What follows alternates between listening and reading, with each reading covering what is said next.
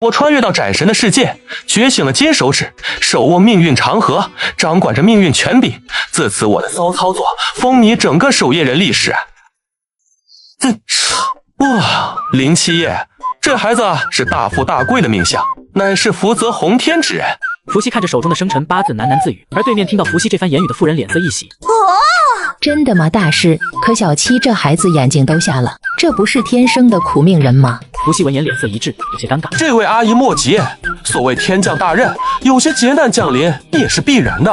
那大师，你能算出我家小七的眼睛啥时候才能睁开吗？这个劫难过去，他自然会恢复如初。这一切还得讲究缘分。大师，你就帮帮那个可怜的孩子吧。不用这么客气的，阿姨，救死扶伤那是我的功德呀。但钱是必须收的，这是算命界的规矩，且让我补算一番。随后，伏羲装模作样的动了动手指，不多时，伏羲睁开眼睛，露出一副了然的表情。怎么样？不用担心，都说了这孩子是富贵的命相，这2个月内，这孩子的眼睛就能睁开了。真的吗？当然。伏羲的嘴角微微上扬，紧接着拿出一张符箓。按照我的测算，这孩子2个月内定然能睁眼。但要是再加上我这回神符有醒神清魂的效果，佩戴在其身上，那自可加快进度。成会999。最终，妇人还是不情不愿地付了钱，把这张符箓给带走了。一张回神符，要是使用得当，那林七夜可欠了老子天大的人情。到时候该怎么让他回报给自己呢？要不让他邀请自己进诸神精神病院看看，好像不错。要是能一睹希腊黑夜女神尼克斯的绝世容颜，那可就真的长见识了。伏羲，你的表情好猥琐啊，该不会又惦记哪家姑娘了吧？来人正是苍南市守夜人小队的红英。绝无可能，我像那种惦记人家姑娘的人吗？哼，大色狼，你那不是像，你根本就是。红英直接揭穿，丝毫不给他留任何情面。就算是，也是惦记你这个黄花大闺女。想得美！正当2人聊天时，136小队的成员紧跟其后走了进来。看到这场景，伏羲没好气地哼了一声：“说说吧，这次又是什么事情？真是一群无赖！”什么叫又呢？快说，今天还有最后1个名额。不会吧？今天居然这么多客人！陈木也有些意外。伏羲算命有个规矩，就是每天只算5个，只能少不能多。你以为？也是，以你的实力，迟早会出名的。不说你也应该知道，又要出任务了，所以老规矩。什么老规矩？说的跟你很熟似的。这半年来，136守夜小队每次出任务，都会来找他算一下此次任务的伤亡状况。趋吉避凶是人的本能，守夜人也不例外。有了伏羲的测算，对于一些困难型可能会有伤亡的任务，陈木野等人自然慎重又慎重。再加上伏羲给出的一些建议，让原本的损失减低到最小。这种事自然是越算越上瘾。也正是如此，无论什么任务，只要不是很紧急，陈木野都要带着136小队先来伏羲这算上瘾来。把手伸过来，这次我测骨相，然后怎么了吗，大师？看我口型。滚！小英，把手伸过来。不等众人反应，伏羲便在众目睽睽之下，一把将红英的小手拉了过来。几分钟后，在伏羲不断的揉捏下，红英终于忍不住了。哼，大色狼，你够了吧？听到这话，伏羲这才恋恋不舍的收手。怎么样，这次的任务顺利不？难道这次有危险？我没算出来。你特么便宜也占了，还沉思这么久，然后给我们来了一句你没算出来。你摸了这么久，你没算出来，玩老娘是吗？我能怎么办啊？小英，你练枪太勤奋了，我使劲摸也只能摸到手上的结痂。你的意思是怪我了？别介，大不了换一个人摸。伏羲似乎也有些尴尬，然后二话不说将司小南的手拉了开，后者更是害羞，小脸瞬间红透，差点没原地晕过去。好在这次伏羲没有故技重施，仅仅摸了17、8秒便松开了司小南的小手。不错，确实比红衣的要嫩要柔软许多，真不愧是软妹子。算出来了哦，怎么说？陈木野眼前一亮，他最期望的就是伏羲能说出那句畅行无碍、所欲皆安的8字批语。不用着急，陈队长，既然你都说老规矩了，那接下来是不是该聊聊报酬了？听到报酬，陈木野脸色一滞，因为整个136小队就属他最穷了。为了队长的风度，陈木野还是假装镇定道：“要多少？”当一根手指竖起来时，陈木野眼前一亮，1万块啊！小事，我等会就打钱给你。不，100万，不二价。啥？100万？算一次命100万，你干脆抢好了。大色狼，你别得寸进尺，便宜你也占了，还想怎样？那咋了？一码归一码，刚刚我摸骨只是为了测算，现在这是另外的价钱。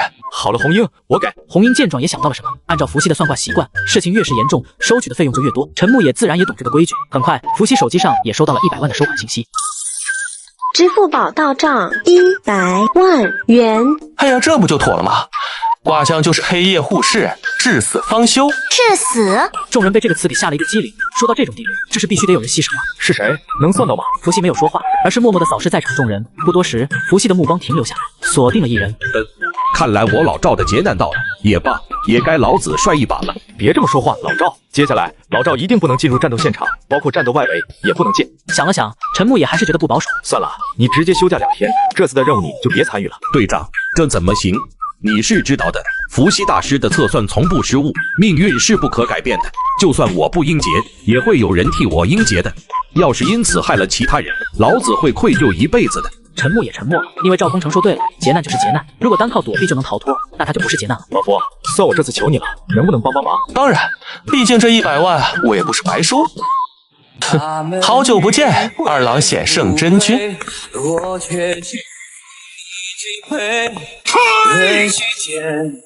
几分钟后，赵空城带着一张上面画着青面獠牙怪物，背景是太极八卦图的符箓，心满意足地走出了圆剧馆。喂，大色狼，这下真的会没事吗？啊，这谁能保证？命运不是你我这种凡夫俗子能干涉的。老赵的命运只能看有没有贵人了。贵人？没错，看看他这次能不能遇到贵人，把握贵人了。别担心，一切自有缘说。倒是你这次任务结束，能不能让大小姐赏脸，陪小生看个电影？别乱动。看我心情啦，心情好就陪你去。那你怎样才心情好呢？比如说这次的任务没有伤亡。看着红英离去的身影，伏羲摇了摇头。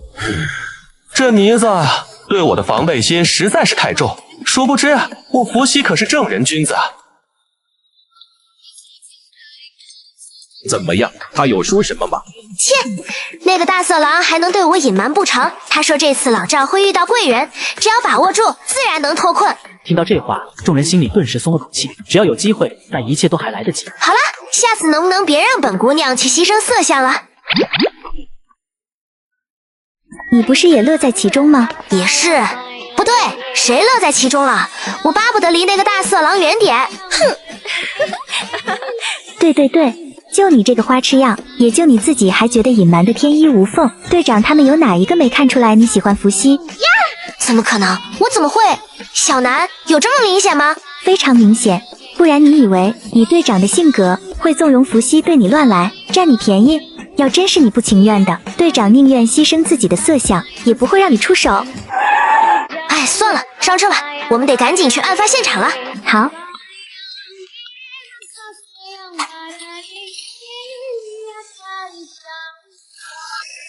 你说这伏羲到底是个怎么样的人？他是什么人？你应该比我清楚多了吧？我的意思是他之前的事情。之前的事情？有一次陈队长喝醉酒后，曾不经意间透露了些许伏羲的身份。他说人类天花板不过是老伏的起点，只是可惜话还没说完，陈队长就醉倒在地了。今天是去呢还是不去呢？可去的话，今晚还有恢复实力的机会，去了就耽误了。可不去，那些在屋内寂寞难耐，能靠几根水果蔬菜和几个玩具度日的小姐姐吗？岂不是说要彻夜难眠？那样子自己岂不是间接害了好几个小姐姐？这不道德。没错，为了道德，为了小姐姐的生理健康，我得去。伏羲眼神坚韧起来，义无反顾地朝情人旅馆走去。可就在这时，他突然脚步一停，看来今天只能愧对小姐姐们了，这情人旅店是去不了。好久不见，二郎显圣真君。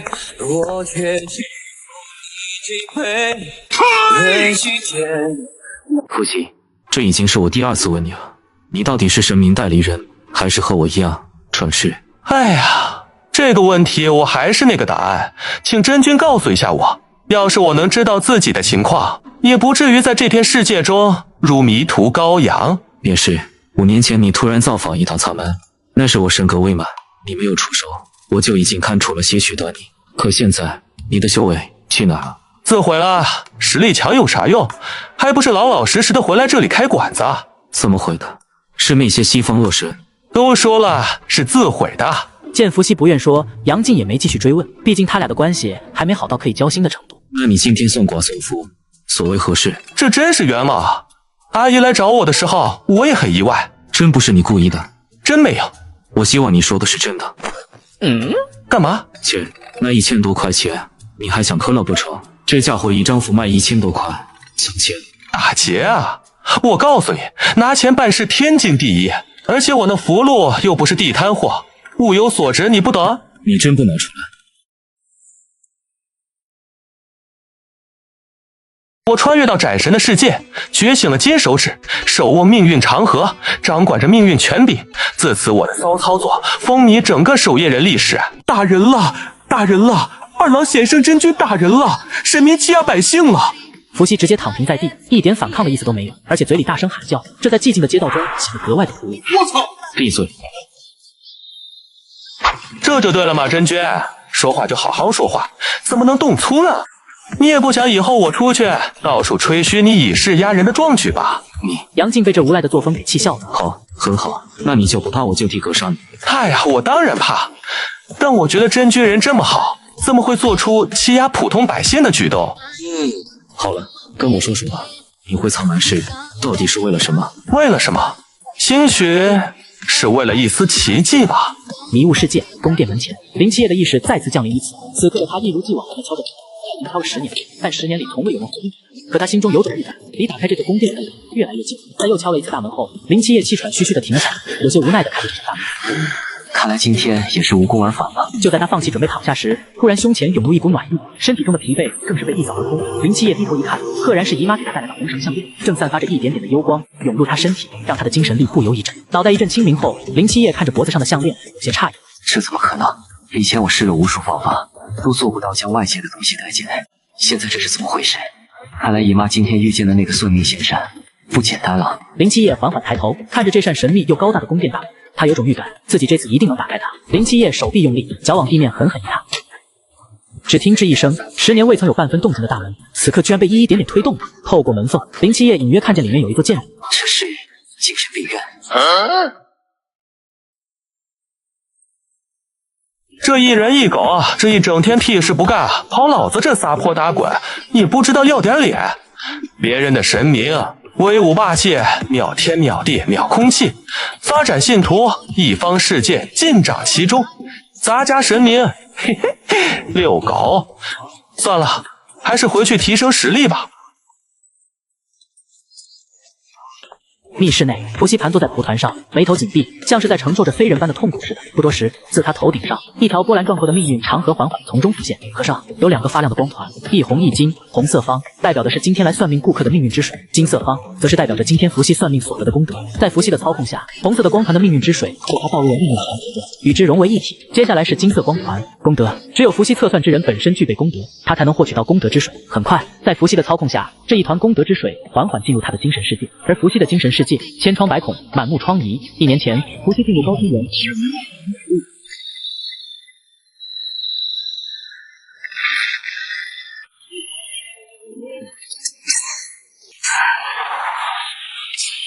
这精神世界就是那场大战被打烂的。至于高天园中的神明死伤无数，神国也被伏羲斩灭，神器草之剑骸储存在命运长河之中。想杀我伏羲，总要付出点代价。真当老子的命运长河是摆设的不成？只见功德之水进入精神世界后，正准备发挥功效滋润这方世界，结果千疮百孔的精神世界根本容不下一滴功德之水。对于这个结果，伏羲轻叹口气，没有意外。这1年中，伏羲用了多种方法，都无济于事。最后，他得出一个结论：除非有奇迹，不然绝无可能。而这也正是他返回苍南的原因。林七夜身上恰好有奇迹。已经10点了吗？算了，今天就先歇会，不开店了，睡觉。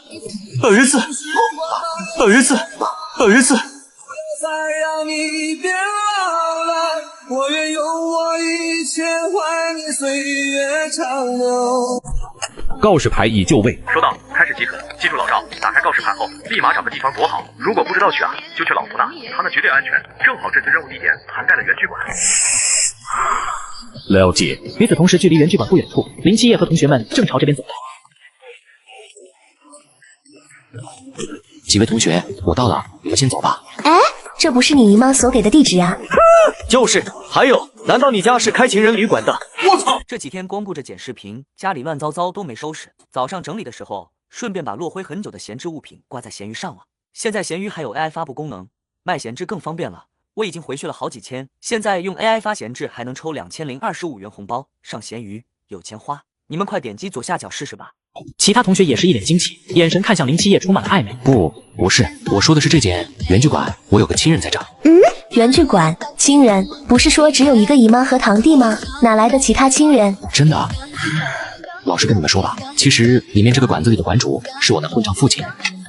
当年我失明后，他觉得我是个累赘，就跟我母亲离婚了，也把我抛弃了，是一个不折不扣的混蛋。如今他再次回来苍南市，我一定要找他问个清楚。林七夜越说越低落，低头抹起眼泪。也正是他低头，不然众人绝对能发现他眼睛里一滴眼泪都没有。在这番教科书般的表演下，众人都相信了，并感同身受。我不信，你姨妈可是千叮嘱万嘱咐过的，除非你喊一声爸爸，里面的人要是回应你，我们就走，否则还是让我们送你回家吧。对，虽然我也很同情你，但还是让我见见那混账父亲吧，不骂一下他，我今晚都吃不下饭了。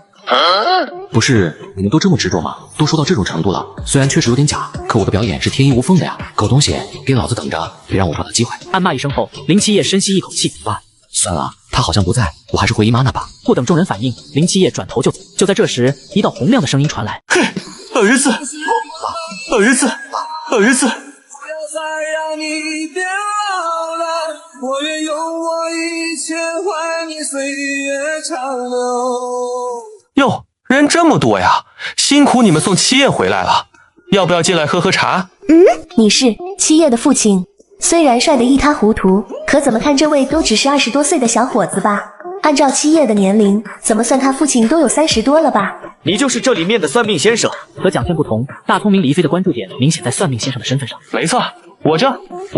伏羲正想回答，可就在这时，一股难闻臭味传来。什么臭味这么重？小心！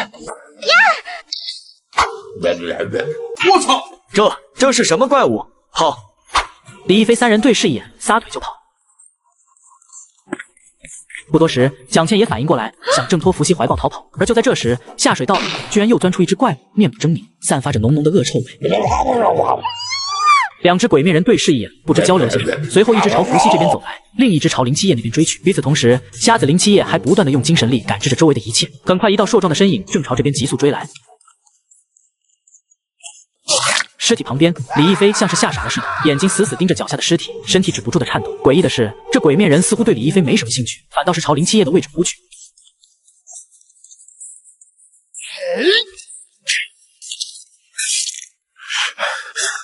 另一边，同样被盯上的伏羲和蒋倩两人遭遇却截然不同。别怕，小妹妹，这些鬼东西很傻的。此刻的蒋倩已经被冲过来的鬼面人吓傻了，一动都不敢动。只见浑身散发着无尽压迫感的鬼面人朝两人冲来。被绊倒的鬼面人起身，很是气愤的一脚踏碎玻璃瓶子。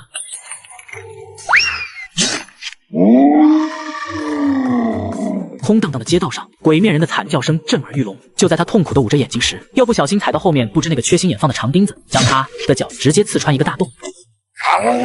老城区的电线错综复杂，一旦有异常，堪比炸药。顾名所以的他直接挥动利爪，将电线硬生生切断拔断。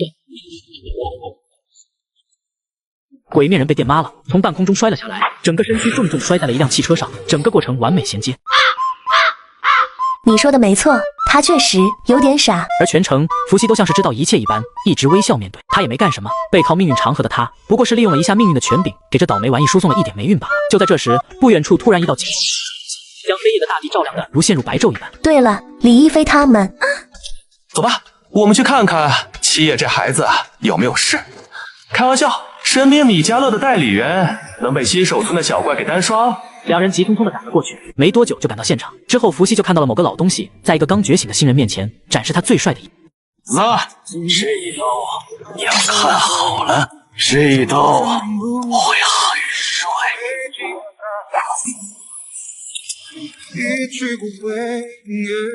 谢谢你，这姑娘可比福大师要懂礼貌多了。赵空城笑着接过茶杯，夸赞蒋倩的同时，还不忘贬低一下伏羲。赵空城充满怨气的原因也很简单，刚刚林七夜跑路的时候，伏羲没有帮忙拦下他。我说老赵，你至于吗？你要真想找那小子谈谈，这些都是他的同学，直接要地址，明天登门拜访不就行了？你说的容易，刚刚老子人间险胜，就是为了表演一波帅的，好将那小子拉入咱队伍，下次再去，效果肯定大打折扣了。人家有亲人，有政府补贴，眼睛也好了，前途一片光明，干嘛要跟守夜人玩命？所以你不是林七夜的父亲？在特殊情况下，我可以试。这是什么意思？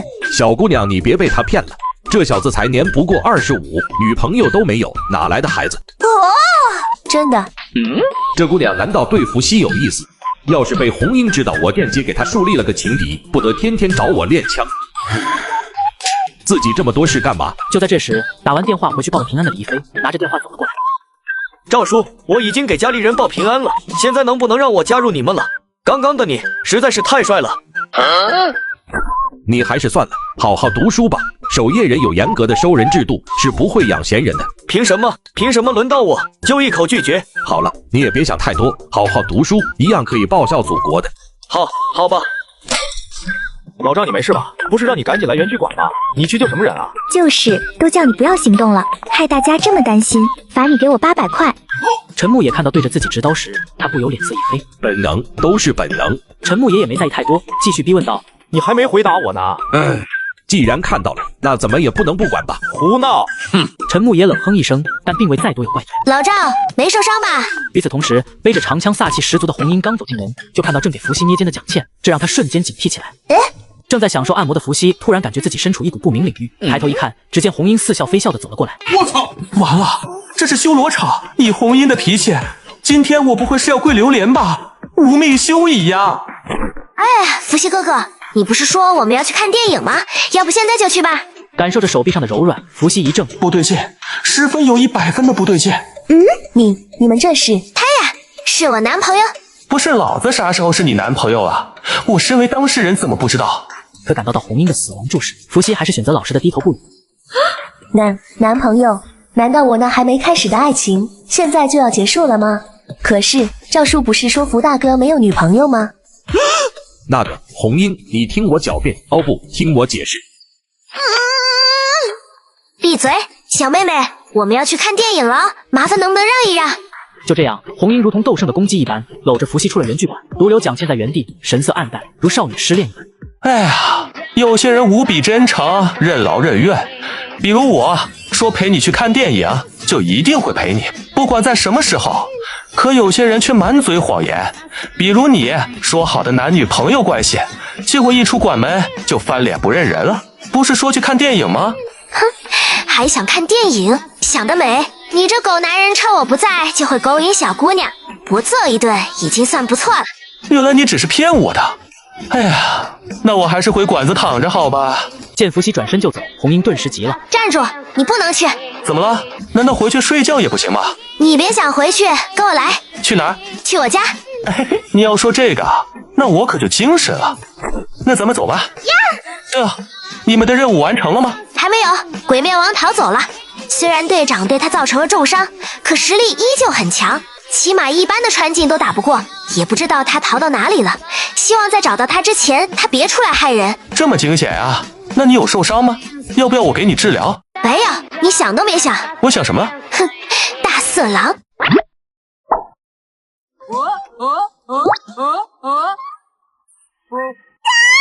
大色狼，你想干嘛？小英，你这么办事，我可是很失望的。我这个人一失望，可是什么事情都干得出来的。你别过来，等会儿小南回来了，让他看到不好。不会这么巧的。话语刚落，司小南的身影出现在别墅大厅，一脸愕然。你呢？这是？怎么可能这么巧？没事，他已经走了，咱们……话还没说完，伏羲看着眼前紧闭的大门，一脸无奈。算了，过犹不及。客房内，伏羲盘坐起来，命运长河在他额头浮现，并且还多了一个金红色光团。这是林七夜今天觉醒时，伏羲从他的凡尘神域中抽取出来的一丝神韵。在命运长河的洗礼下，神韵慢慢的被炼化，进入伏羲的精神世界。在伏羲的操控下，缝缝补补又好一些。一股强悍的气息自伏羲身上爆发，他有些惊喜地睁开眼睛。老子终于重回展境了。姓名？安青雨。性别？有什么问题就说吧，能算的自然能算出来。安青雨仔细盯着眼前的帅的有些离谱的算命先生，不知道为什么，他有一种很强烈想解剖此人。大师，你相信这个世界有超能力吗？乔瑶，请伸出右手。就在伏羲摸捕时，安青鱼脸想翩翩。这个大师或许比那些小动物更有解剖的价值，怎么办？要不……我操！好了，想解剖我的想法，赶紧憋回去，不然你小子可就要倒大霉了。这怎么可能？我刚刚明明没有说过任何关于解剖的事情。他是怎么知道的？要是这点本事都没有，我当什么算命大师？也是，所以这个世界上真有超能力。哎呀，可跟你一个学生讲这些，有些难办啊。难办？安青鱼眉头一皱，转手从书包中掏出一沓红爷爷。大师，这够不？哦，哎呀，正所谓我不入地狱，谁入地狱？你猜的没错，这个世界确实有超能力。在哪？怎么获取？这伏羲的脸色再次蓝泛起来。安青鱼见此脸色一沉，但没有过多犹豫，又从书包里掏出2沓红爷爷。其实也不是不能说，根据我的测算，你最近应该是遇到一些刚开化的神秘啊。神秘？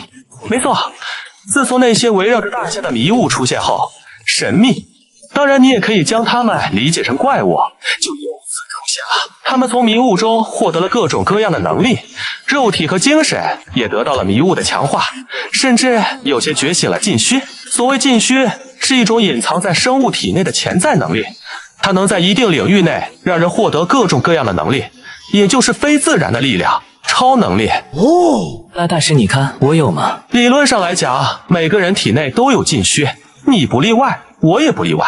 见安青鱼在审视他自己的身体，伏羲一愣，这孩子该不会要解剖自己吧？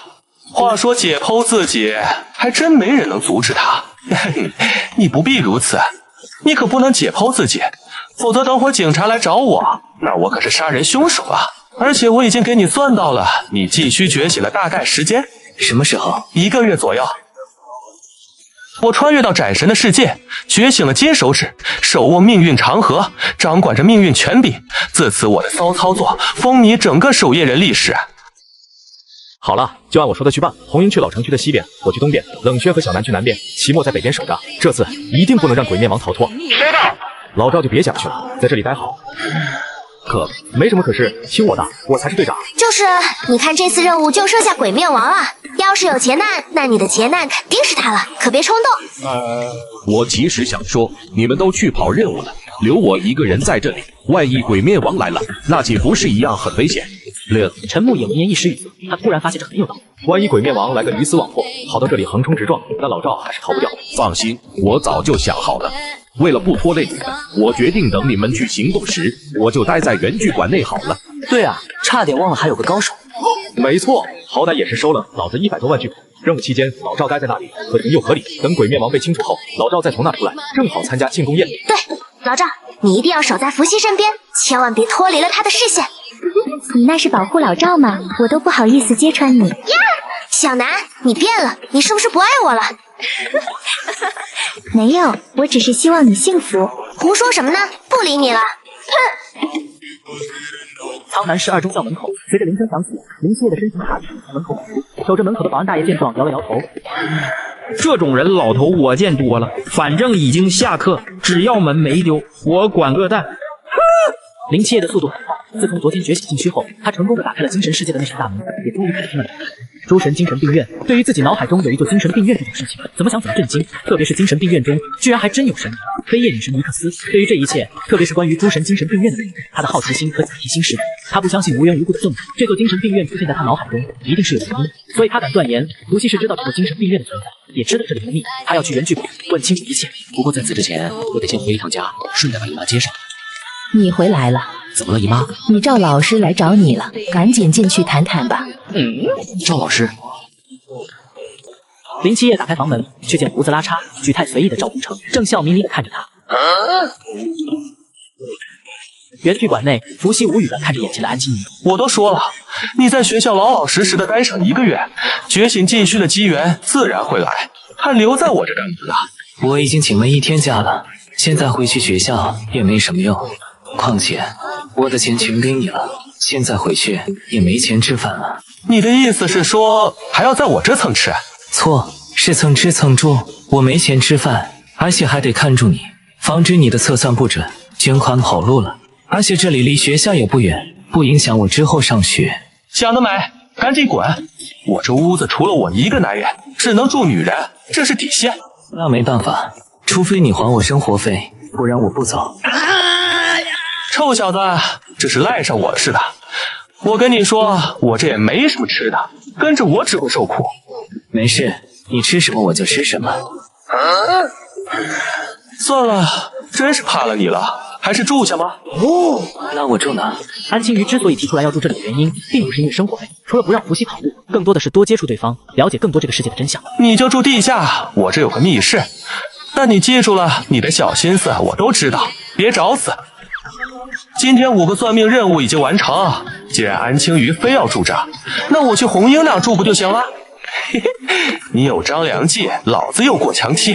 安青鱼见此也没想太多，以为伏羲只是下班去吃饭，还是玩耍一下。正当伏羲准备关门跑路时，口袋里手机突然响起。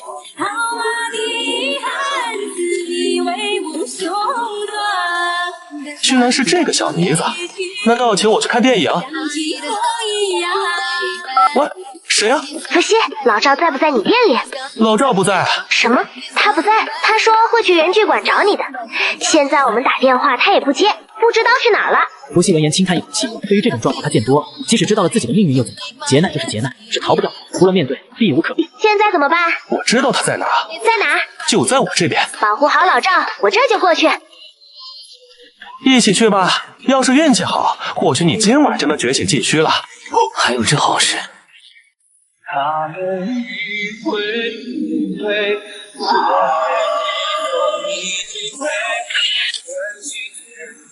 哪有更完美？兰花田。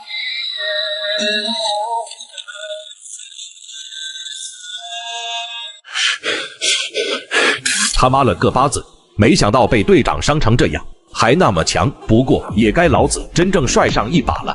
希望老夫那家伙别卖假货。赵空城，赵空城，我知道你在里面跟那什么鬼面人战斗，快放我进去。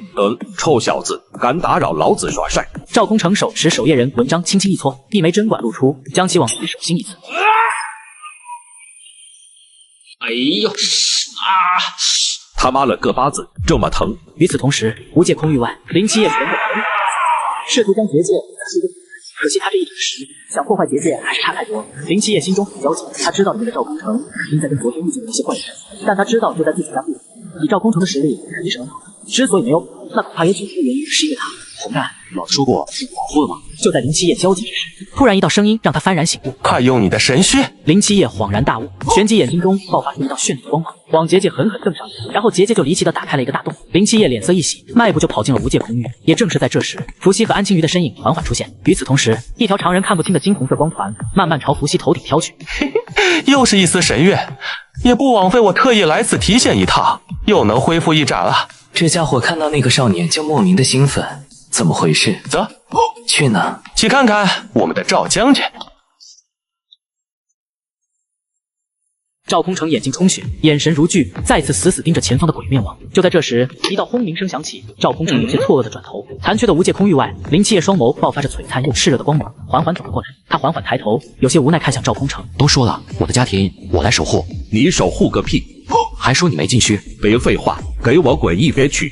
看好了，接下来这一刀会很帅。林七夜见状正想说什么，突然被某人拦住，转头一看，正是慢吞吞赶来的伏羲。你是那位算命先生？没错，记住，永远不要在一个男人耍帅的时候打断他，这样很不礼貌。伏大师，你来的正是时候。怎么说啊？哼吼，要是我死了，可就证明你的卦象很准，但破灾的符箓没用。记住，把钱退给我母亲。赵空城的刀已经蓄意完成，只见他双脚猛然蹬地，身形一闪，整个人爆发出惊人的速度，身形消失在雨夜之中。鬼面王很是警惕地看向四周，这一次简单的不能再简单的挥刀，像是在劈砍木桩似的，却在鬼面万瞳孔中不断放大。他似乎被这种惊住，傻傻地站在原地，直刀划开空气，一往无前，一刀尸首分离。雨夜之中，那个男人的身影帅得离谱。雨夜之中，赵空城看着手底下的鬼面王尸体，表情有些错愕。他这一刀虽强，但鬼面王应该还不至于用脖子去接，最多也就是重伤而已。恍然间，他明白了什么，有些无奈地转头看向伏羲。伏大师，你还是一点都不愿意吃亏啊！赵空城身形在雨夜中微微摇晃，随后直挺挺地向后走。离他最近的林七夜急忙接住其身躯，然后他就发现此刻的赵空城身体状况差到离谱，这伤势还能活着，简直是一种奇迹。这是林七夜瞳孔猛然一扩，他感知到赵空城的生机在一点点衰退。这是鬼神眼，守夜人的一种可透支潜力的药物，一旦使用，可短暂激发人的潜力。有禁虚的人强化实力，没禁虚的人能短暂觉醒禁虚，而使用后，一般人必死。你不用觉得愧疚，这是守夜人的宿命。若暗夜钟临，不必立于万万人前，横刀向冤，血染天穹。林七夜沉默了。没事，临死前能体验一把劲虚，帅上一把，这辈子够了。福大师，小子，我刚刚那一波帅不？很帅。帅。赵空城满意的闭上眼睛，静静等待着死亡。也就在这时，林七夜突然想起了什么，猛然抬头看向伏羲。你刚刚说一般人？当然，我又怎么会砸了自己的招牌呢？话语刚落，只见赵空城身体突然发出色彩斑斓的光芒，将整片街区给照亮明亮。紧接着，一道金色的光芒突然出现，旋即赵空城的灵魂再现。我这是……我操，这也行？你以为这符箓就值100万？那魂带的一丝神月加6道轮回的一丝神月，足够让老赵你的灵魂保存下来，且免于丰都的召唤。就在这时，陈牧野也带着136小队成员匆匆赶来。当看到2个赵空城时，众人都蒙圈了。老赵，你1分为2了。不，我已经死了。经过伏羲的一番解析后，众人才终于明白了下来。也就是说，只要给老赵重塑一尊肉身，他就能继续存活了。不错，只要是一具完整的肉身，老赵都能复活。不要像现在以灵魂状态存活，哪怕是一具女尸体也行。不行，要是那样，老子还是死了算了。我复活了，但不能以这种形式复活。切，人都死了，还挑3拣4。我不管。好了，老赵，既然这符箓能维持7749天，那我们会在这段时间搜索到令你满意的肉身。但最后要是你一直不满意或者没找到，那届时就算是一条狗，你也得给老子钻进去。我操！刚刚还不是女生吗？怎么就变一条狗了？有话你就说。我其实想说，我这里有一位未来大夏最顶尖的生物细胞学家，给老赵造一具原来的身体，并不是什么难事。哦，真的。无福大师，你可得再救我一次！滚！无福大师，你可得再救我一次！滚！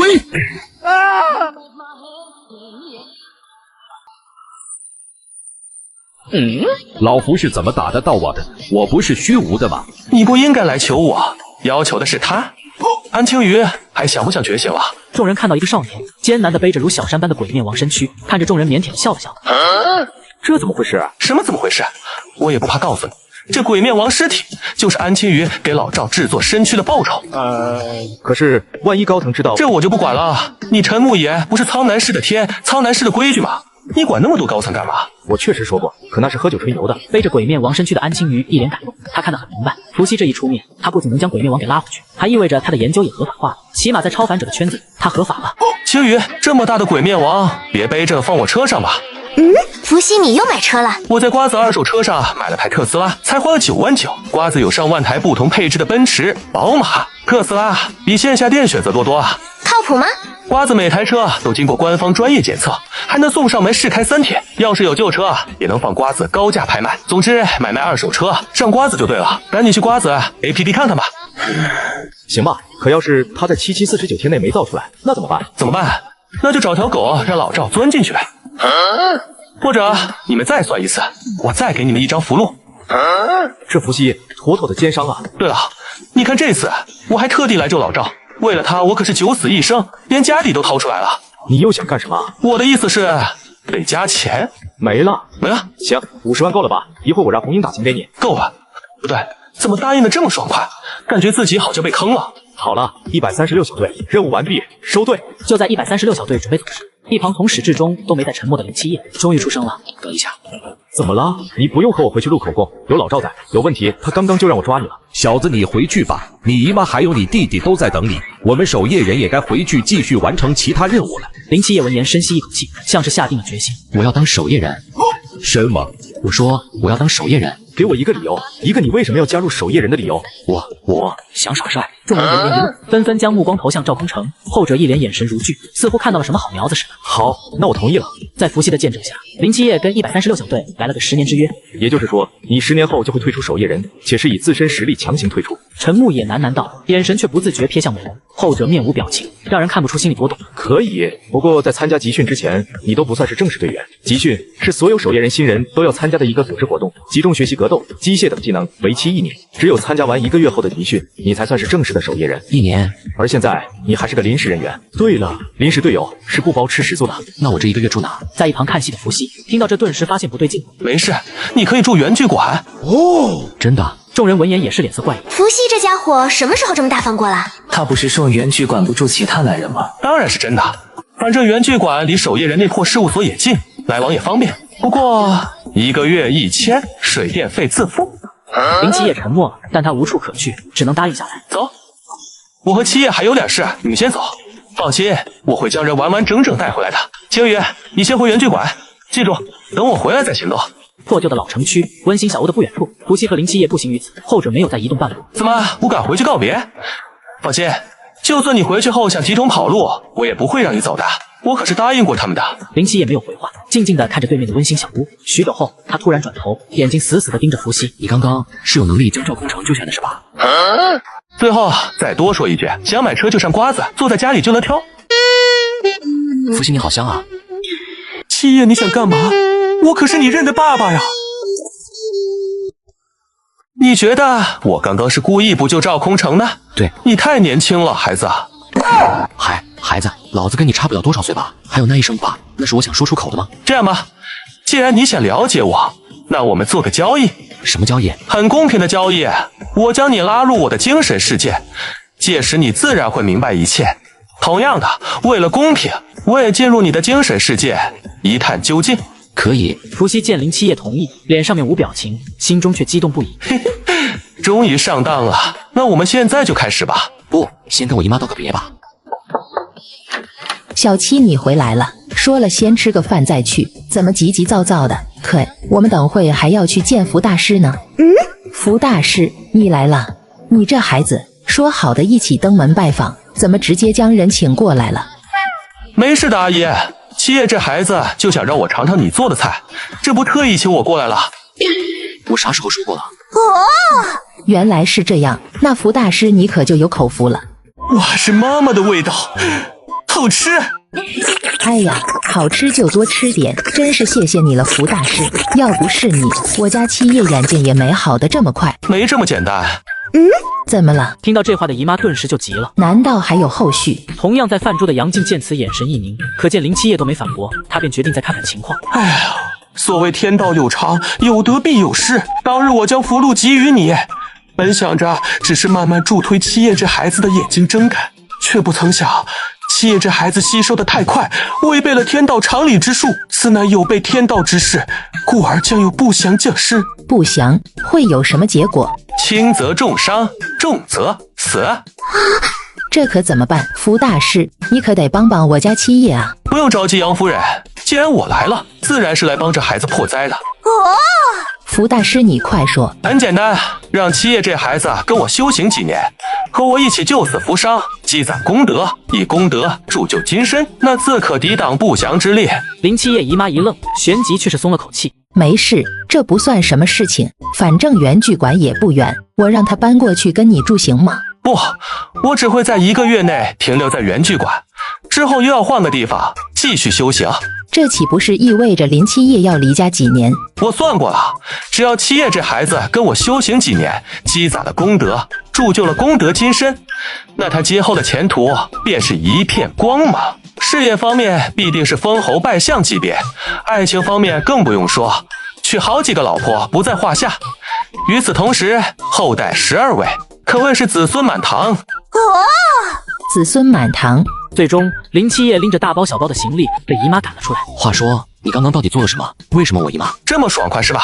很简单，身为家中唯一的长辈，也是家里的顶梁柱，相比于希望你们有出息，你们多娶几个老婆，多生几个孩子，才更符合他对未来的希望。后继有人这个词可是贯穿大夏几千年历史的，当然前提是你姨妈得100%信任我。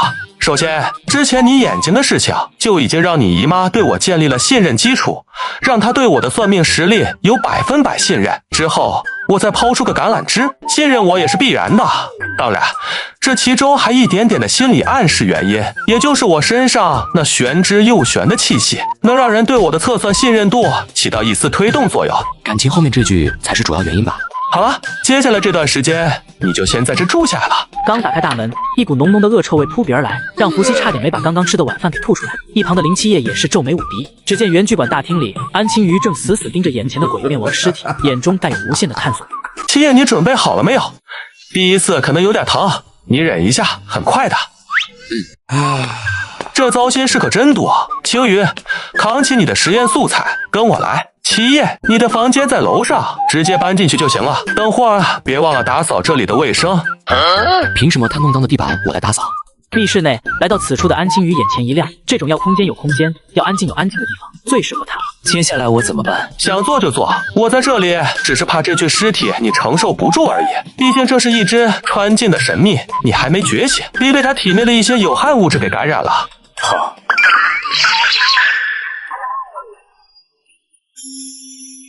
我操！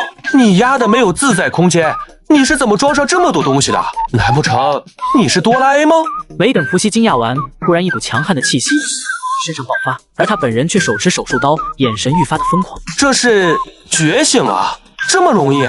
伏羲仔细感知了一番，发现没什么大问题后，便退出了密室。刚出密室，伏羲就忍不住心中的恶心，一口吐了出来。这下晚饭白吃了。特么的，那是老子刚刚打扫完的地方。刚好这里没打扫过，过来打扫吧。七叶，你准备好了没有？第一次可能有点疼，你忍一下，很快的。没事，第一次可能疼点，下次习惯了就一点都不疼了。经过一阵酣畅淋漓的精神投射，林七夜只觉眼前一黑，再次睁眼时，已经来到了另一方世界。林七夜有些不敢相信眼前的场景，破烂的世界，到处都是被击穿的痕迹和黑洞洞的深渊，整个世界如同被人用利剑刺了无数个巨洞里的世界碎片，如破碎的玻璃般洒落。怎么样？我没骗你吧？或许曾经的我确实有实力能秒杀今晚的鬼面王，但现在的我不行。现在的我顶多是有些自保手段的算命先生，要真算真实战力，或许连刚觉醒神虚的你我都打不过。林七夜环顾了一下四周，回头看向伏羲的眼神中多了一丝敬佩。这里到底发生了什么？如果这里的精神世界是完好的，那比我的精神力要强可不止千百倍。可即便如此，却还是被打得稀巴烂。那伏羲恐怕经历过一场惊世骇俗的战斗。伏羲闻言微微一笑，指了指上空，斩神。斩神？斩的是谁？谁得瑟就斩谁咯。不对，说到这个，你怎么这么激动？对啊，这跟我有什么关系？我刚刚内心为什么会触动这么大？斩谁并不重要，而且以你现在的实力，知道太多也并非好事。倒是现在看完我的，该看看你的了吧？可以，不过我也不知道该怎么让你进去。这你就不用担心，只需要你内心不拒绝，那一切都好办。好。不，尼克斯，你不能否认我。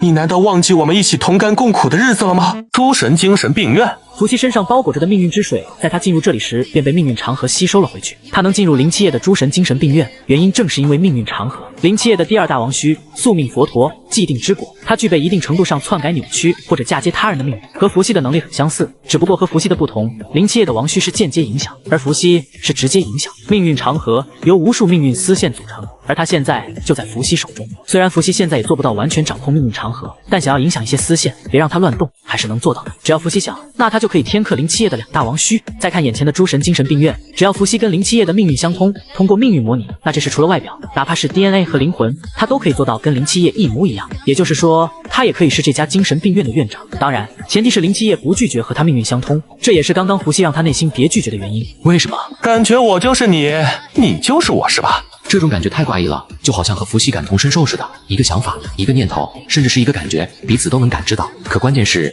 这特么是个男的，一点小手段而已，不足以上台面。那既然这样，这家精神病院为什么会出现在我精神世界中的原因，你知道吗？当然。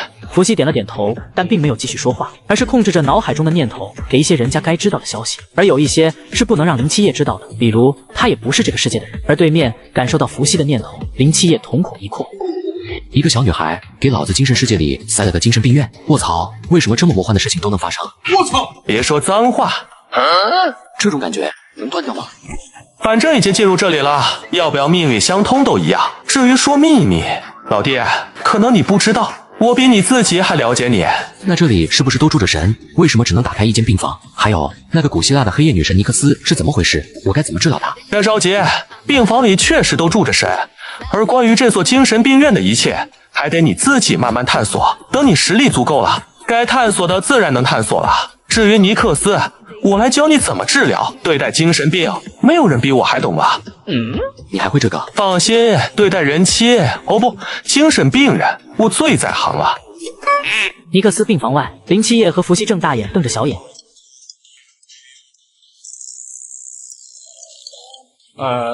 你确定这能行？当然，你相信我。你想想，一个整天日思夜想孩子、独守空房的妇女，整天最牵挂的是什么？孩子、丈夫。对待精神病人，如果不知道该怎么下手，第一步那自然是去满足他。只要他开心了，正常一点了，能跟你说的话自然多了，那你也就能更好的了解他，才能制定相应的治疗方案。可为什么你来表演丈夫，我来扮演孩子？这很简单，我多少岁你多少岁，而且你的脸庞怎么看都比我要稚嫩年轻吧。放心，相信我的演技，虽然对方可能比我老很多岁，但是为了病人能康复好，我愿意牺牲一些外在的东西。这好吧。随后，林七夜如同即将上战场的勇士一般，自带着牺牲自我的信念，迈着坚韧的步伐，一步步的朝病房走去。门外，伏羲看着身穿放大版婴儿衣服、婴儿鞋子，还有最经典的婴儿围裙的林七夜，不错，不短不长，很合身。林七夜前方，黑夜女神尼克斯正安静地端坐在椅子上。母亲，我回来了。毫无反应，我就说这种方法怎么可能奏效吗？混蛋伏羲，给老子等着！欢迎回来，我的孩子达纳多斯。我操！尼克斯的治疗进度直接跳到3%，已经满足抽取所需1%进度了。原来伏羲没骗我。林七夜顾不上太多，因为大转盘已经启动了。尼克斯似乎并未察觉，只是用手轻轻抚摸着他的头发。达纳多斯，这3000多年你跑去哪儿了？他去找我了。你是？你忘记我了吗？为什么眼前的男人摸我头发的时候，我内心居然没有一丝拒绝？你忘记了吗，尼克斯？我是你的爱人厄瑞波斯，我寻找你3000年，现在终于找到你了。厄瑞波斯，可你就是个普通人，我的丈夫可是黑暗的化身，是真正的神明。不，尼克斯，你不能否认我。你难道忘记我们一起同甘共苦的日子了吗？为了见你，我用尽一切方法，导致我的神格祭师无奈只能用这副人类的躯壳与你相见。但我的心是不会变的，不信你摸摸，他是不是依旧爱得你深沉？伏羲趁热打铁，将尼克斯的手放在自己心上，感受到这份亲切感，尼克斯也心中一惊，这让他也有些分不清了。难道眼前的男人真的是自己的丈夫？否则这股源自于血脉的亲切感到底从何而来？伏羲看似自信，可心里其实也有些忐忑的。他的唯一筹码就是跟林七夜命运相通，只要林七夜能给他孩子的感觉，那伏羲也一定就能给尼克斯血脉相连的感觉。而正好，厄瑞波斯不仅是尼克斯的丈夫，还是他的哥哥。可即使这样，伏羲也依旧不敢确认自己能欺骗一尊神明，毕竟人和神还是有区别的。就在伏羲忐忑之时，突然软香扑怀，只见尼克斯泪流满面地抱住伏羲。厄瑞波斯，你怎么现在才来？你不在的日子，我都快被他们欺负死了。本是心中一喜的伏羲听到这话沉默了。西方众神为了保存自身，不断奉献自己的信徒和子民，可这样也依旧不能让他们抵挡住迷雾的侵蚀。于是那群混蛋就将尼克斯的那些孩子给一一献祭了。至于理由，你的孩子多，献祭几个没事，正是操蛋的西方诸神。不对，我老婆尼克斯除外。没事的，尼克斯，我来了，以后没人能欺负你了。旁边林七夜浑身一颤，兴奋地睁开眼睛，他能感觉到自己的身体不一样了。不仅如此，还有他抽取出的技能星夜舞者。有了这个技能，我在黑夜里的实力起码得提升5倍以上，简直是神技啊！林七夜强压住内心的兴奋，转头准备再看看尼克斯。只见尼克斯正靠在伏羲的怀里，闭着眼睛气息平稳，明显是睡着了。别出声，你母亲她睡着了，她太累了，让她休息一下吧。我这个当丈夫的照顾她就好。这怎么回事？什么怎么回事？都说了，以后你就是她的孩子，我就是她的丈夫，咱们各自扮好各自的角色，跟她好好谈谈心，一切自然完好。对了，你去2楼找一些药物啊，比如氟派定醇这些，记得定点给她吃。话说你这精神病院什么时候招收护工啊？护工还能招护工吗？当然，你可是院长，这些肯定能啊。以后只要你杀死了神秘，就会到诸神精神病院牢房里，然后你就可以聘请了。有了护工，你就不用每件事都亲力亲为了。对了，我来给你治疗病人的治疗费，到时候记得结一下。算了，你现在没钱，先记账吧。看着伏羲条条有理的吩咐着，林七夜嘴角一抽，这诸神精神病院到底谁才是院长啊？不对，你别想转移话题，那岂不是说以后在尼克斯面前你就是我的父亲？哎呀，便宜你小子了。多少人想让我当他爸，我还不乐意呢。你小子真的让你捡到便宜了。崩溃了，我真的崩溃了！你他丫的还要不要脸了？你可别拒绝哦，要是被尼克斯发现了端倪，到时候治疗进度倒退，可怪不了我。治疗进度还能倒退？不然呢？我的实力都能倒退，治疗进度倒退不是很正常吗？林七夜无语了，他不知该怎么反驳，因为伏羲所做的确实有用。可是这不是我的精神病院吗？怎么你比我这个院长还熟悉？好了，大晚上来为你治疗病人，哎，我多羡慕你。羡慕我什么？羡慕你能遇见我这么好的人呀！我操！你能不能说人话？得了。对了，我看这园区馆就2个地方有床，一个是密室，一个是这里。我睡这里，你睡哪？这就是我要出来的原因。所谓一日为师，终生为父，我又怎么舍得自己的孩子露宿街头呢？你在这住就好，我自己出去找个地方住。明明句句都是能让人感动的话语，可为什么听后却那么想打人呢？要不我去外面住？不行，你姨妈吩咐我要照顾好你，你老是在这儿待着。要是觉得孤独，可以下去密室跟安青鱼玩。说完，伏羲飞奔出门，留下林七夜在原地瞠目结舌。不对劲，100分有10000分的不对劲。怎么样，美女，今晚能陪我共享夜光美景吗？没反应，不是说好的陪我去看电影的吗？不对，红英的脚似乎没那么小巧玲珑。我操！这我跟你的约定中没这方面的内容。司小南，红英呢？唉，果然不是来找我的吗？那个红英陪老赵去埋他的尸体了。这个老赵哪这么多事？不是让他赶紧回福禄里吗？老跑出来干嘛？坏人好事。现在好了，看电影又得往后推了，真是成事不足败事有余的家伙。那你现在？伏羲看着站在前方的司小南，身穿睡衣，2个丸子头煞是可爱，玲珑小腿也很多，瞬间眼睛一亮。算了，跟谁去不是去，一样的。深夜，黑漆漆的天空被一轮半月照亮，山坡上一男一女看向下方的坟场。这是守夜人的坟场，面积不算大，但每块墓碑都做工精致，井井有序。透过月光，隐约间能看清下方的几道身影。为什么不一起去呢？伏羲，你认真告诉我，你是不是都知道了？身为诡计之神的代理人，以他的智商，不难猜出这一点。毕竟伏羲的行为举止属实很奇怪。你说的是哪方面？是你心热却不敢跟小队走得太近的想法？还是说你身为神明代理人，却一直在任务中摸鱼的事情？我说的是，我是哪位神明的代理人秘密。是谁的代理人重要吗？重要的是你是不是大夏的子民，是不是心向大夏。你果然知道了。没错，我确实知道你的秘密了。可你接下来要怎么办？杀了我？还是说远走高飞？司小南愣住了，他原本只想知道答案，对于后续他根本没想这么多。可事实却摆在他面前，要么杀了伏羲这个唯一知情人，然后他继续留在守夜人小队，要么他现在就出逃离开此地。一时间，司小南有些手足无措，眼睛放空，泪水不自觉从眼眶中流了下来。伏羲见状无语了，他一手将司小南搂入怀里，在后者没回过神时，直接来了个反式层面。好了，从现在开始，你也掌握我的秘密了。要是我泄露了你的秘密，你就出去到处诋毁我，败坏我的名声，可以吧？就这，咱俩两清了。你，哼！司小南眼睛瞪大，他就没见过这么无视的人。这秘密是我想掌握的吗？怎么看都还是我吃亏好吧。还有，你有个蛋的名声。怎么还不够？那再亲一口。司小南嘴角一抽，却连忙和伏羲拉开好几个身位。我希望你能信守承诺。放心，我最守信啊。走了。伏羲眼中闪烁一丝微光，下一刻身形消失在了原地。与此同时，刚刚埋完自己的赵空城，正在陈牧野手中不断吹嘘着自己刚刚单杀鬼面王的辉煌战绩。队长，不是我吹，我那禁虚一出，简直将我的刀法提升无数倍。都说了，老子绝对是个天才，尤其是最后那一刀，简直帅得离谱，连伏大师都忍不住夸赞。真的？当然，不信你去问问伏大师，我那一刀帅不帅？老赵说的是真的。伏羲，你怎么来了？这不是怕你出事吗？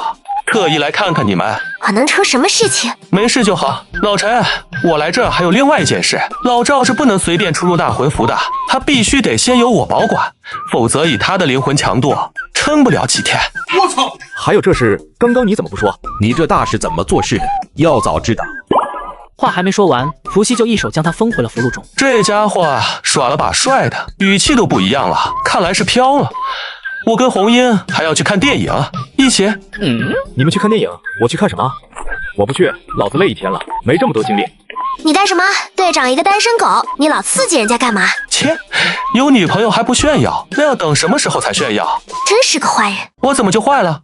我偷偷跟你说个秘密，你可不能告诉别人哦。什么秘密？老陈他可是有老婆的。什么？你说的是真的？当然，不仅还有老婆，好像还有个孩子呢。这怎么可能？我都没见过队长回家探过亲，电话也没见他打过啊。你才来苍南市多少年？3年，怎么了吗？那不就得了？我7年前就在苍南市认识老陈了，知道的自然比你要多。不会吧？自家队长有妻子有孩子，这么爆炸的新闻，不信？那这样，我们来赌一把。怎么赌？要是我能证明你亲我一口，要是我不能证明我亲你一口，感情得到好处的就只有你呗？不对，谁说亲只能有嘴亲的？非吻不是吻吗？嘿嘿，可以。呀，你干嘛？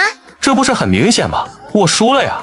别墅客房内，伏羲最终还是没有和红英如愿看到电影。伏羲看着空荡荡的客房，轻叹口气：正人君子都防，不行，下次得认真给他全方位检测一下身体。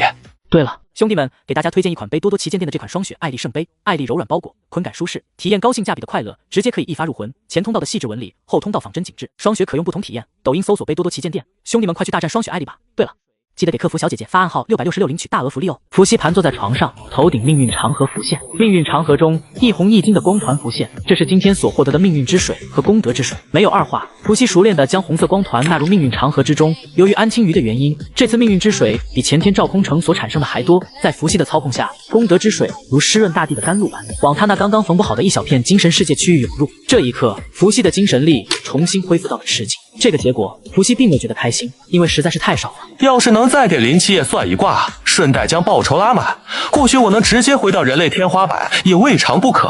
而且我的精神世界也要靠林七夜体内的凡尘神域的神韵才能修复。如此想着，伏羲眼睛坚定，这更加确定了他要薅主角羊毛的想法。对了，接下来林七夜似乎要去集训，还是先把那一丝神韵用了吧。几分钟后，伏羲惊喜地睁开眼睛，从怀里掏出手机看了看时间，这个点正好是起来重睡的好时候。我操！司令，有重大消息。知道了，你这么着急，不用说也知道是大事。伏羲先生他要回守夜人了。你说什么？真的，他刚刚已经打电话回来了。1年了，整整1年了。你知道这1年我怎么过的吗？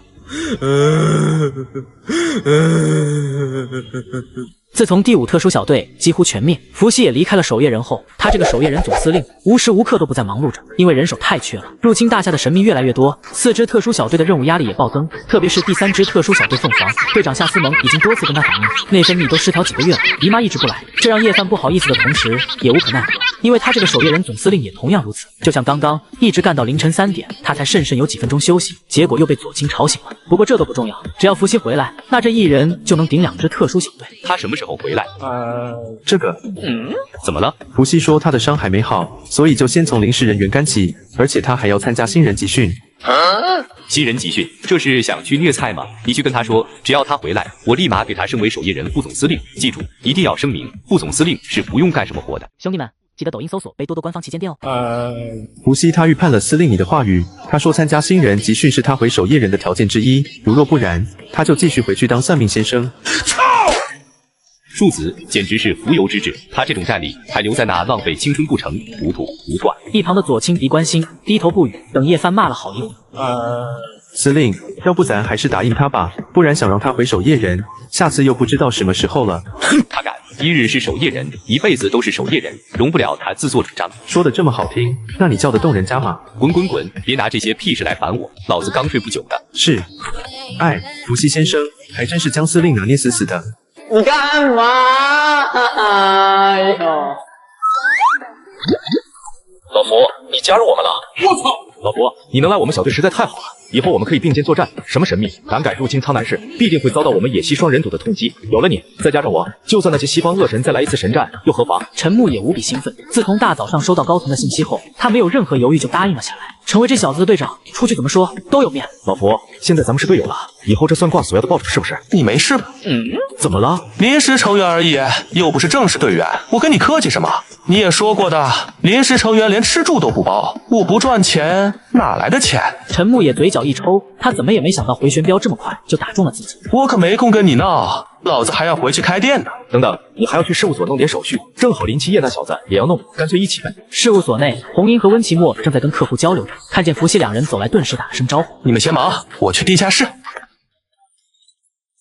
在陈木野期待的目光下，伏羲不紧不慢地签订了一系列文件。当最后一个签名落下时，陈木野眼睛都快发光了，他再也按捺不住。老胡，你看咱现在又是哥们又是队友了，那你昨晚说的事情能不能？陈木野快10年回过家了，他想回去看看，但他不敢。10年前，苍南市被西方神明算出即将诞生一名会影响世界的孩童，那时他奉命来此保护苍南市，也是保护那个孩童。事实也确实如守夜人高层所料，苍南市的神战开启，他自己连同整个苍南市都被湿婆院给抹去。换句话说，他已经死了，但又没完全死，因为林七夜展开了凡尘神域，硬生生给他们续命了。在他们的灵魂中有凡尘神域的烙印，也就是说，现在苍南市有一大半的人和他一样都死了。他们确实还能正常生活，但终归逃不过一死。只要林七夜一离开苍南，整城市就会烟消云散。这样吧，给你一个机会。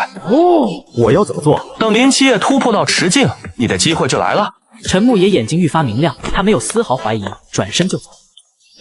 你去哪？去练武场。接下来我亲自操练那小子。抱歉了，小七，这真不是为父害你的。伏羲，你跟天杀的，同样是临时成员，凭什么我就要补习，而你就能在一旁看你？好样的七夜，别丢份。老赵，我还会回来的。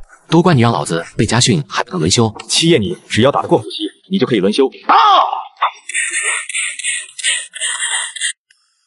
我就纳闷了，为啥我碰不到伏羲还每次摔个狗吃屎？没事，你的倒霉很正常。所以刚刚到底发生了什么？陈木野闻言将目光看向伏羲，你跟他说嘛，我还要回去开店，先走了。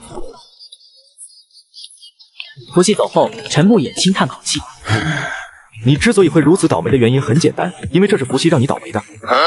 让我倒霉？没错，这家伙的禁区很奇怪，能在一定范围内对他人的命运实行一定的控制和篡改，亦或者是加注。刚刚他就是在你的命运之中加入了一丝霉运。这种手段看似没有任何实质性攻击，可结果你应该深有体会了。我就说刚刚自己怎么这么倒霉，原来是因为这样。对了，他的禁区叫什么？禁区000鬼命。红英姐，要不要陪你最忠诚的舔狗喝杯奶茶？走开啦，洗变态！我不嘛，现在你可是我的上司了，我有好多问题想问你呢。那你问吧。红英姐，不知道你在这里的房间在哪？房间？你去我房间干嘛？没什么，我只是想看看红英姐有没有背着我金屋藏娇，顺带去休息一番。毕竟昨晚给老赵续命，把我精神力耗没啊。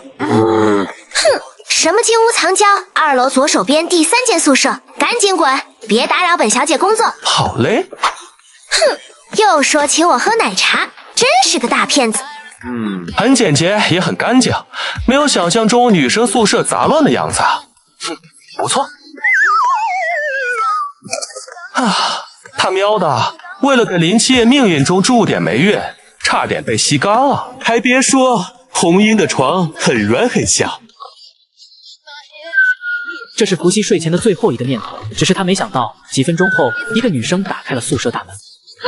看着熟睡的伏羲，司小南只觉一阵无奈，他对这个无赖也是丝毫没办法。算了，睡就睡吧，反正都亲过了。这一天下来，又是实战学刀学剑，又是学枪学理论知识，感觉还不如牛马呢。没人，你禁区觉醒了。什么禁区？什么能力？什么禁区要解剖神秘的禁区才能觉醒？这个从伏羲带给我的资料来看，我的禁区似乎并不在册。不过他能通过解剖尸体和神秘物质，从而获取到他人的能力。简单点来说，就是能力复制。我操！不会吧？对了，伏大师在不在？不在。怎么下班了？还愣着干嘛？还想不想去看电影了？走着。我就说能不能打对折？先生，你看这合适吗？怎么不合适啊？这学生证上的照片，这不是跟老子一样帅？可这根本不是一个人啊！你就说能不能买吧？一番拉扯下，伏羲最终还是成功的买到了5折的电影票，并且顺手将林七夜和安青鱼的学生证给收好。主打就是一个能省就省。男人嘛，不顾家谁顾家？电影院门口，没脸跟着一起去的红英见伏羲走了过来，这才走了过去。干嘛？给钱！我的钱都打给队长了，没钱买爆米花了，赶紧给钱！伏羲闻言一愣，一边递钱的同时，一边心里不断咒骂陈木野那狗东西。你干嘛？别动，我心被这个世界冷到了，需要一点温暖。李新楼，你把头埋我俩馒头中间干嘛？一番折腾后，两人也是顺利的来到电影院内坐好，一起看电影。我说，有这么害怕吗？烈火神枪最终式，燎原百斩。时间稍纵即逝，转眼便过去了大半个月。这半个月里，伏羲除了开店，指导林七夜和安青鱼，晚上还要和红英约会。经过这半个月来，伏羲和红英的关系也是越来越亲密。我说伏羲，还得是你舒服，每天就躺在椅子上，老娘都快累死了，也不来帮帮我呀！哎呀，我也想帮忙，可没办法，我就是个修为界师的废人，能干什么？那些婆婆的情感琐事，还是你们女孩子最擅长了。哼！我说你们两个能不能不要再秀爱了？那咋了？队长，你要是不乐意，就请嫂子来咱苍南市玩玩呗。就是，队长，你也该介绍嫂子给我们认识了。没错，让我们见见呗。老逼灯！陈牧野闻言脸色一滞，有些幽怨的瞥了伏羲一眼，后者鼻观心，全当看不见。你这个姑娘还没嫁人就胳膊往外拐，这话你就说错了。伏羲不也是咱们136小队的成员吗？怎么就算外人了？哦，红英，这句话可是你说的哦。既然不是外人，那新队员伏羲这次总不能收费了吧？我操！坏了，这是冲老子来的。要不老夫你要多点也行，算得准就好。想什么呢？这次我还是测骨相。好了，这次让七夜来吧，让我看看这新人的气运怎么样。既然他想避，那这个时候就别刺激他。怎么了吗？怎么一个个都这么奇怪？你或许不知道，你是在136小队第一个被测算的男生。也就是说，除了红英和小南，你小子是第一个副大师愿意测算的男人。这难道是什么值得骄傲的事情吗？还算不算了？说着，不等林七夜反应，伏羲就拿起他的右手摸了起来。这就算完了？老夫，你可别要价太多，我害怕。要多吧，最好要个几十上百万，反正老子没钱。不多，成会6600。队长，要不我来出这笔钱？滚！我才是队长，你小子还想装大头？这次卦象是随心所欲，诸事皆安。燃烧军团版本更新了。伏羲，你在说什么？什么燃烧军团？就是这款欧美 CG 魔幻塔防策略手游《潮汐守望者》5月燃烧军团版本上线，炼狱系的英雄魔君菲尼亚斯、泽娜，不管是单体强度还是副本打团都很不错。哦，这么好，那去哪里玩啊？点击左下角就能玩。烈火神枪最终式，燎原百斩。这几只就交给你了。我去其他地方看看。这妮子还真是大大咧咧的。二中广场，脑袋被崩了几枪的李一飞呆滞地看着林七夜，而林七夜没有管他的表情，而是心中暗爽。果然，5米之内，我的枪还是100%命中的。我挨了手枪，为什么没死？你能挡子弹的原因，是因为你就是难陀蛇妖。这怎么可能？我知道了，你在逗我笑是吧？然而下一秒，林七夜眼睛中爆发出2道炽热的光芒，炽天使的神威瞬间爆发，李一飞躲无可躲。很快，取而代之的是长着一双如蛇妖般树瞳的李一飞，眼神深邃盯着林七夜。能说说你是怎么发现我的吗？这件事情跟我没关系，是福大师发现你的。福大师，你在搞笑吗？我到现在只见过他一面，别跟我说他是算出来的。这有什么不对吗？以福大师那神鬼莫测的测算之力，一眼算出你不是人，也不是什么大不了的事情吧？看来你并不知道，福大师那双眼睛可是号称能看穿一切的真理之眼，你这点小伎俩只会丢人现眼。我那么强，我怎么不知道？还真理之眼，还真够扯了。不可能，这不可能！骗你的，其实这才是福大师最厉害的地方，狡诈。在原剧馆跟伏羲学了这么多天，他和安青鱼什么本领都没学到，就学到了伏羲的战斗风格，总结为14字真言：能碾压绝不冒险，能偷袭绝不正面。诋毁可是赤裸裸的诋毁，老子什么时候狡诈了？有本事跟老子光明正大干一场！看来回去得让老陈那家伙再认真操练一番才行。24个小时套餐，算了。23小时好了，我穿越到斩神的第一件事就是利用命运长河复刻出林七夜的星夜舞者，当做聘礼送给红英，把一旁的林七夜都看呆了。伏羲炼化完今天的命运之水和功德之水，境界直接提升到了10尺之境，命运长河也多掌握了20%，肉身也提升了不少。接下来有一件事终于可以去干了。那个我还有事先。你这是拉着行李想搬回和平事务所宿舍住是吧？我想回宿舍，这样可以早点出任务。我知道你想干什么，无非是搬离这里，能脱离我的视线范围是吧？你该不会是觉得逃到那里就安全了吧？没有。我说司小兰，你该不会忘记我是干什么了吧？只要我想知道，别说你的行踪，就算你的想法，我都能知道，包括此刻你的心中的小鹿乱撞。司小兰，你说我要是跟红英说，她最好的闺蜜居然对她的男朋友有不明的感情，你觉得会怎么样？那我不搬了，我这就拿行李回去。你本来就搬不走。那你想怎么样？首先，以后不许躲着我。我答应了。好，至于其他条件，以后再说吧。现在让我们先去参加庆功宴。还有要求？司小南难以置信看着伏羲，突然伏羲一把把司小南搂入怀中。别动，你可是刚刚答应我不会躲着我的。明天你不要乱跑，我跟你去逛街，买点生活用品。毕竟你可是要去上京参加集训，届时人生地不熟的。等等，逛街？不用去上京了，这次的新生集训地点就在苍南市。真的？当然，我已经算到了。开玩笑，上次陪你逛街，差点没把劳资腰给折。那太好了。对了，小七，你也要准备好参加仙人集训喽。知道了，红英姐。红英、姐，你们跟我来。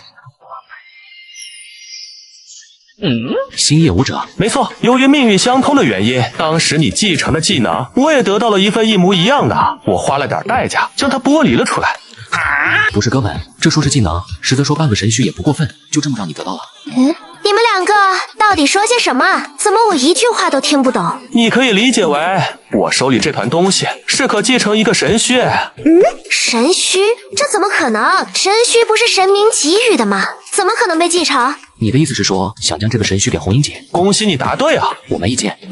这么爽快，我还以为要费一番苦舌呢。不用这么看着我，不管怎么说，红英姐平日对我照顾有加，而且这东西也是你自己得到的，你想给谁就给谁，正好还可以当治疗的报酬。孺子可教也。那我先出去了。你们到底在说什么？说什么不重要，你只需要知道这是个神虚，现在要继承给你。可为什么是我？你可以将其理解为聘礼。天，一个神虚就想娶本小姐，你想得美。那要多少个神虚才可以呢？起码得2个。坏蛋，大家都在外面呢。这算什么？等会继承的时候还有更刺激的。不会吧？想要继承神虚，必须要进行命运相通，而想要命运相通，就得互相赤裸着身子。还有这种说法？那肯定呀！你没看过武侠片吗？传功都是要脱衣服的了。房间内，一场酣畅淋漓的传功即将揭开序幕。什么？新生集训在苍南市举行？这是哪个犄角旮旯的地方？别惊讶这么快，老袁，这还有更惊讶的呢。老少，这是同名同姓。你想多了，就是他。不行，高层这是怎么回事？怎么这种失误都犯？我要去问问，怎么把这小子整新生这边来了？不用去问了，就是这小子必须要参加新人集训的，高层已经给过解释了。高层怎么想的？这不是纯想让这小子来整我吗？还有，我能教那小子什么？就我这点实力，我配吗？我说老袁，你这不对劲啊！我记得当时你训他的时候，那叫一个春风得意，现在怎么如此颓了？你也说当初，现在还能一样吗？虽然我已经很久没见过他了，可是以那小子这些年的战绩，就我这实力还能起什么作用？难不成你想让我教他斩神？